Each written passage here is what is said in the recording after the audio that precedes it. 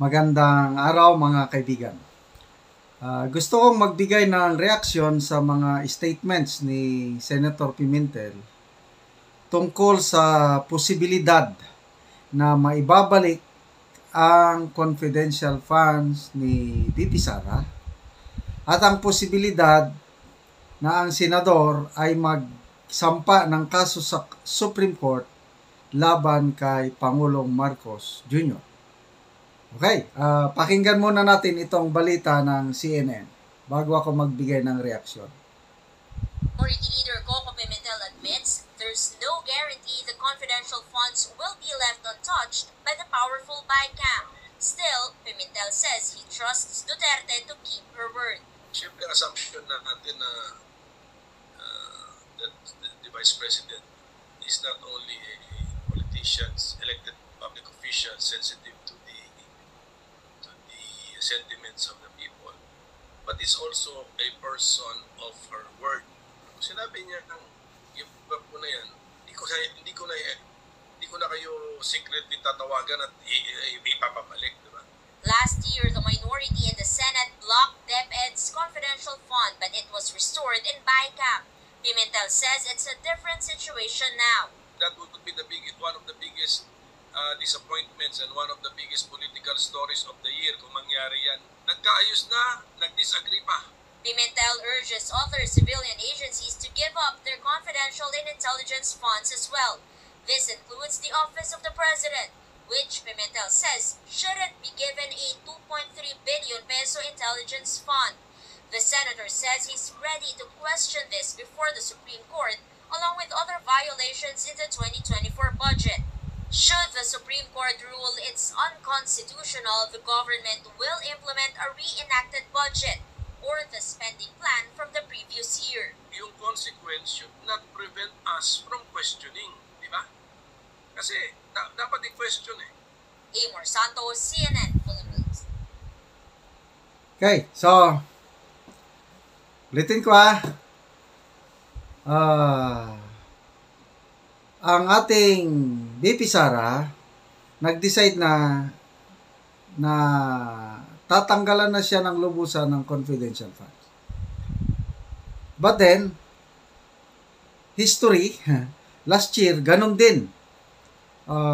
Confidential funds ni VP Sara sa DepEd,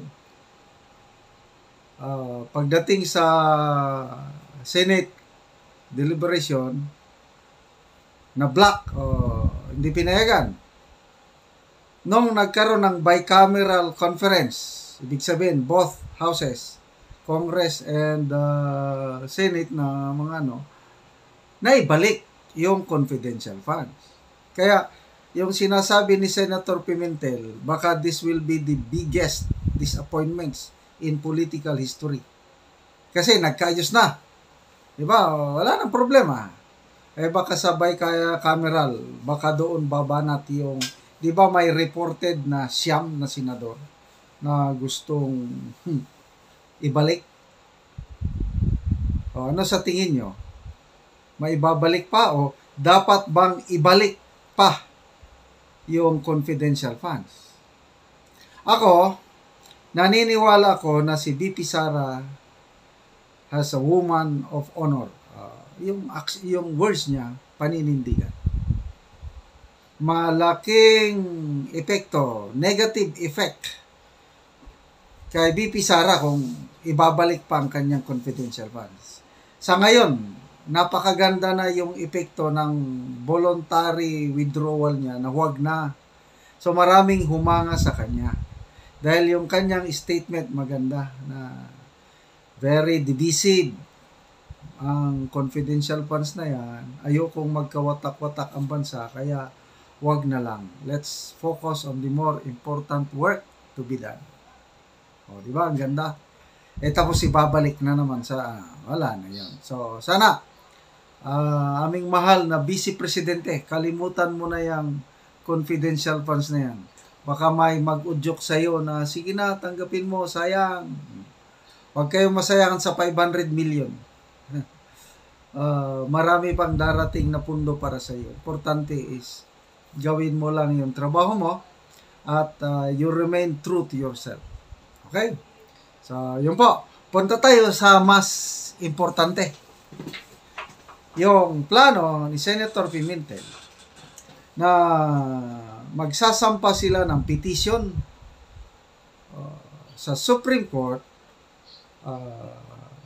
asking the court to declare unconstitutional yung intelligence fund ng Pangulo. 2.31 billion according to Senator Pimentel ang approved. So, kulang na lang ang bicameral conference committee report pag pamasa. Yun na. Okay. Bakit bawal? Bakit unconstitutional? Ito yung rason ni Pimentel eh. And I agree with this good senator.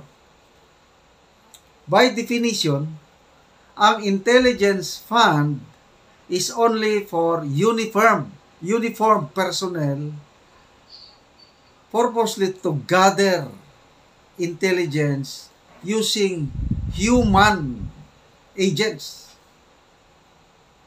So, ako, since pagpasok ko serbisyo sa Second Lieutenant, yan na, gumagamit na kami ng intelligence fund.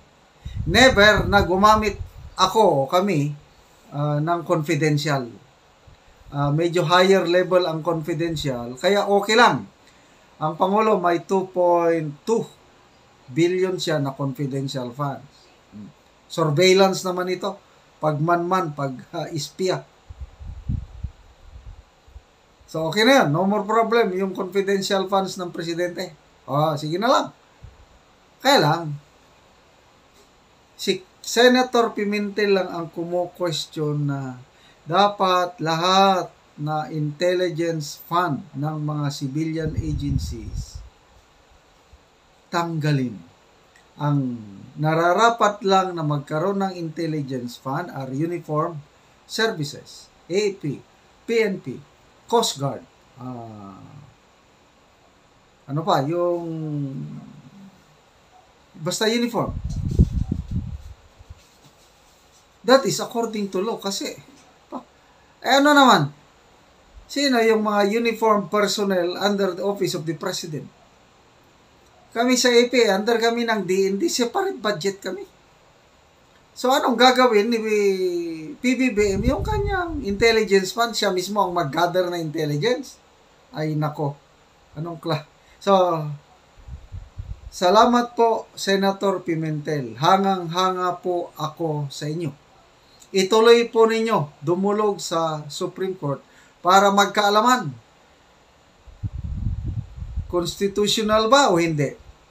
Sana hindi kasi sayang din 2.31 billion. Ay bili na lang ng social services na lang kaya. O kaya idagdag sa livelihood ng mga mahirap.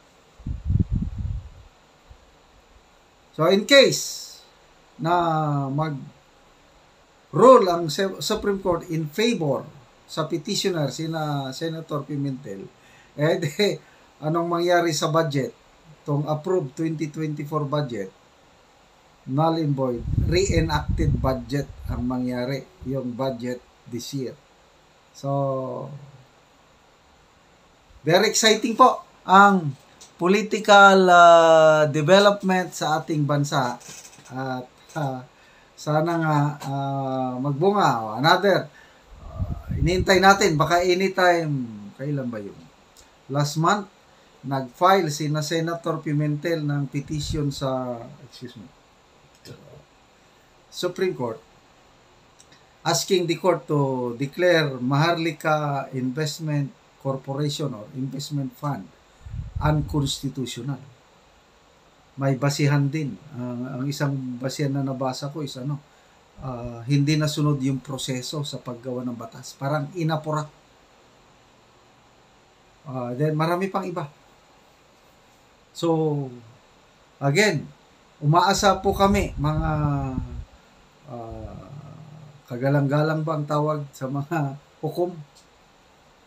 Honorable justices, please rule according to what is right. Sana unconstitutional yung maharlika yan para matapos na yung kahibangan ng presidenteng ito. Pasikat yan eh. Magkakaroon ka ng sovereign fund na hindi naman tayo mayaman. Umuutang na tayo. Tapos mag-sovereign fund ka pa. Kaya duda ko dito, isang duda ko niyan is diyan nila ipapasok yung Marcos wealth kung meron man. Para hindi mahalata. Kasi parang sasariliin na nilang Marcos wealth, hindi natutuparin yung last will and testament ng yumaong Pangulo. Yeah, duda ko lang yan ha. So, exciting days ahead sa ating political arena at kaabang-abang ang mangyayari.